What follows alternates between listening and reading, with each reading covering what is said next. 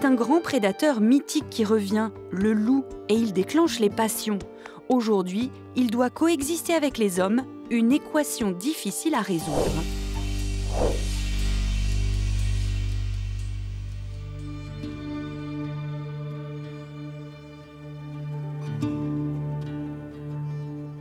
Le loup n'est ni un ange ni un démon, donc j'ai pas de fascination pour le loup. J'ai un intérêt pour le loup, ses modes de vie, de reproduction, de recolonisation, de retour sur les anciens territoires. C'est ça qui me passionne. Je coordonne un groupe d'une vingtaine, une trentaine de naturalistes dans les Alpes françaises qui font des suivis de loups. Nous suivons, allez, on va dire une vingtaine, 20 à 25 meutes de loups sur l'ensemble des Alpes françaises. Alors le loup, ça se suit essentiellement avec des caméras automatiques, mais aussi on peut faire du pistage de loup classique en regardant les traces dans la neige, par exemple, ou en recueillant des crottes de loup pour faire des analyses génétiques. Et c'est à partir de ces analyses génétiques que l'on peut faire une estimation des populations de loups. En France, il y a 130 ou 140 meutes de loups. Il y a à peu près 1000 loups, on va dire ça comme ça, sur tout le territoire national.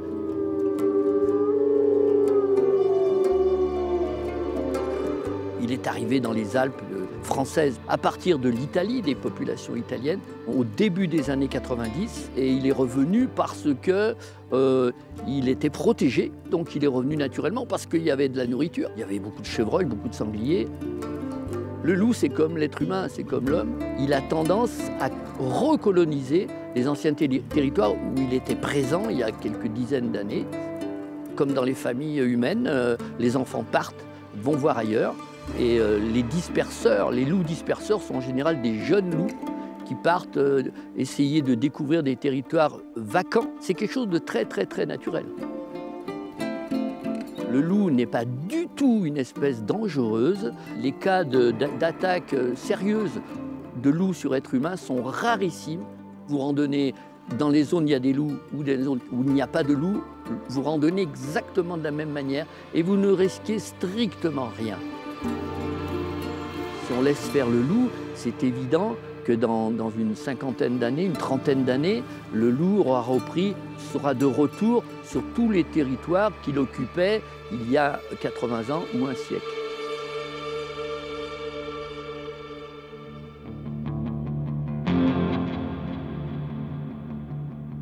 En ce moment, le loup fait un retour spectaculaire en Europe. Au total, il y aurait 17 000 individus répartis sur le continent. C'est une augmentation de 2000% en 50 ans. Aujourd'hui, le loup est présent dans de nombreuses régions françaises. Les Alpes, bien sûr, mais aussi les Pyrénées, le Massif central, le Jura et même la Normandie et la Bretagne, où le plan loup a été activé. Dans ces régions, personne ne s'attendait à tomber nez à nez avec ce grand prédateur qui vit aussi bien dans les montagnes, en plaine, que près des zones habitées. Mais on le sait, son retour n'est pas bien vu partout, loin de là. En 2021, le loup a tué pas moins de 12 000 têtes de bétail en France, moutons, vaches, chevaux. C'est 4 fois plus qu'en 2008. Alors même si le loup est toujours une espèce protégée au niveau européen, l'État autorise ce qu'on appelle des prélèvements. Et ces prélèvements sont controversés, comme tout ce qui touche de près ou de loin à cet animal. La cohabitation avec les éleveurs est aujourd'hui au cœur d'un conflit qui s'envenime.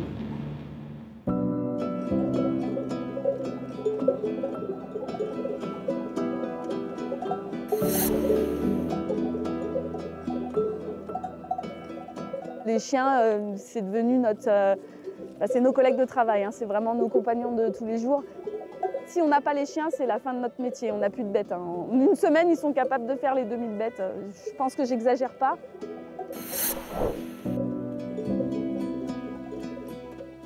Moi, quand je me suis installée, le loup était déjà là. De quelques individus, on est passé à des meutes de loups. Donc au début, il y avait un seul individu et du coup, il nous prélevait une bête de temps en temps. Donc c'était un seuil de tolérance que nous, on accepte. Mais quand je dis nous, ce n'est pas le cas d'autres éleveurs, chose que je comprends. On n'élève pas nos bêtes pour qu'elles se fassent tuer par le loup. Il attaque en plein jour. Sur les hauts plateaux du Vercors, donc dans la réserve, j'ai eu une attaque, j'étais avec les chiens. Et j'ai une chienne qui était à côté de moi et puis qui s'est mise à aboyer différemment des autres. Et elle est partie carrément dans le sens opposé de moi. Et en fait, c'était 12h30, en plein cagnard. Et j'ai une brebis qui s'est fait choper au gigot, à 50 mètres de moi. Depuis qu'on a les chiens, il arrive à nous en choper une et encore, elle n'est pas forcément morte. Je ne vais pas dire que c'est efficace à 100%, hein, ça n'empêche pas les attaques. Mais par contre, on a eu des attaques jusqu'à 30 bêtes en une attaque. Quand une brebis est attaquée par le loup, en fonction de l'âge des brebis, on a une indemnisation qui va entre 50 ou 25 pour les brebis les plus âgées, jusqu'à 110 € à peu près, quoi, ou 150. Moi, je n'ai pas une position extrême sur le loup, il a le droit d'être là comme loup. Par contre, c'est la façon dont on considère les éleveurs, quoi. On leur donne du fric, et ils ont les chiens, ça se tolère à peu près, ça se gère un petit peu, mais l'argent ça fait pas tout et on n'est pas éleveur de chiens à la base, on est éleveur de brebis. On a le nombre de chiens qui vont avec le nombre de loups en face, donc s'il y a 15 loups, on a 15 chiens, et ça, il faut les gérer. Franchement, les chiens, ça a changé notre vie et notre relation aux autres.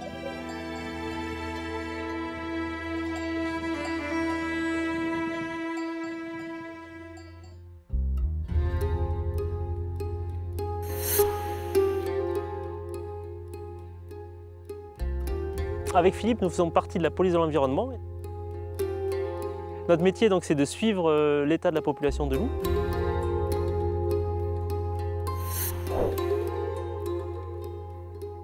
On va chercher à déterminer l'effectif minimum de chaque meute présente en France. On ne va pas suivre le loup directement, on va suivre les indices qu'il va nous laisser. Et donc l'hiver, ça va être du pistage dans la neige. Et ça va être aussi la pose de piège photo.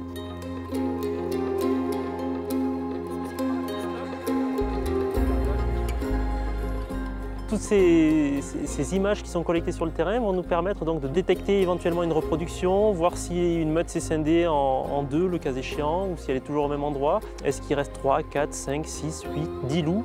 Donc c'est grâce à la compilation de toutes ces données que nous allons donc pouvoir produire une synthèse et connaître ainsi l'état de la population de loups française.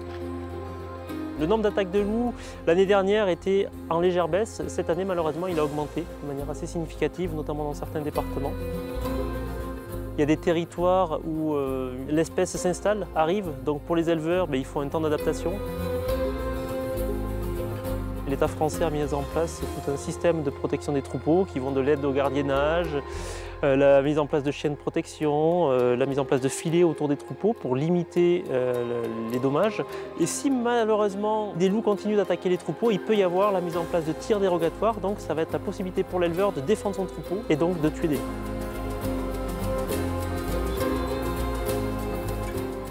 Le loup est une espèce protégée en France. Donc elle bénéficie de dispositifs de protection, elle n'est pas régulée. Il y a simplement des dérogations qui sont autorisées pour pouvoir prélever des animaux lorsqu'ils seront en situation d'attaque sur des troupeaux. On se rend compte par expérience qu'il y a des territoires où la mise en place des tirs a permis de réduire clairement les dommages. Et à l'inverse, on a des territoires où la mise en place des tirs a été concomitante avec l'augmentation des dommages. Réapprendre à vivre avec le sauvage, c'est une question d'équilibre, c'est une question de dialogue et avec des mesures parfois acceptées, parfois moins bien acceptées, mais toujours dans un esprit de cohabitation intelligente entre la nature et les activités humaines.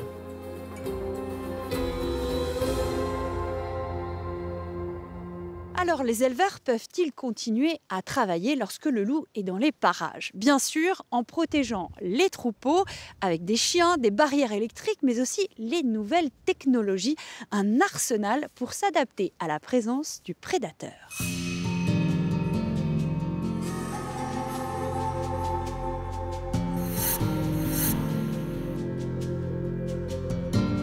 Les éleveurs ne vivront jamais bien avec le loup.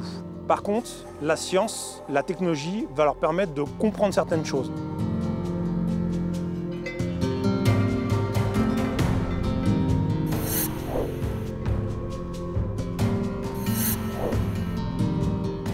un patou, c'est le petit nom, on va dire, du chien de protection de troupeau. Donc il y a un intérêt justement à ce que les chiens sachent discerner correctement ce qui est une menace pour leur troupeau et ce qui n'en est pas forcément.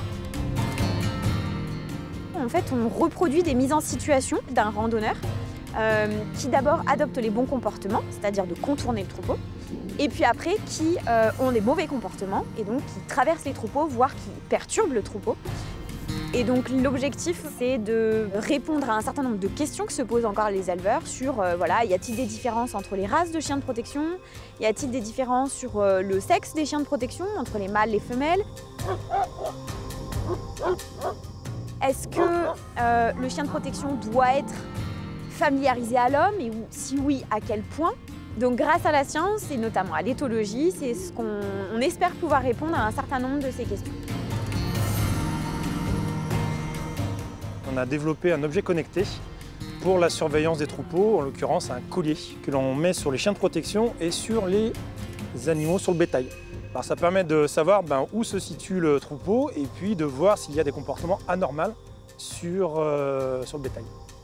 Le fait de voir ce qui se passe va lui permettre de matérialiser comment les attaques de loups se déroulent, comment les chiens travaillent, est-ce qu'ils travaillent bien, est-ce que celui qui pense être le chien le plus défendeur, est-ce que c'est bien lui, est-ce que c'est pas plutôt l'autre en fait? On n'est plus dans le fantasme, puisque le loup c'est beaucoup de fantasmes, et nous on apporte des choses concrètes.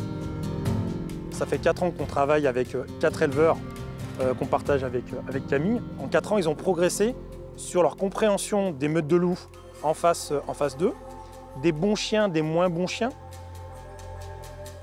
Comprenez que des éleveurs qui ont travaillé toute leur vie au cul de leur troupeau, avec une façon de faire qu'ils avaient appris par leur père, leur grand-père, vous n'allez pas du jour au lendemain leur demander comme ça d'accepter un prédateur qui avait disparu et qui a chamboulé leur vie, quoi. Donc il faudra du temps, il faudra du temps.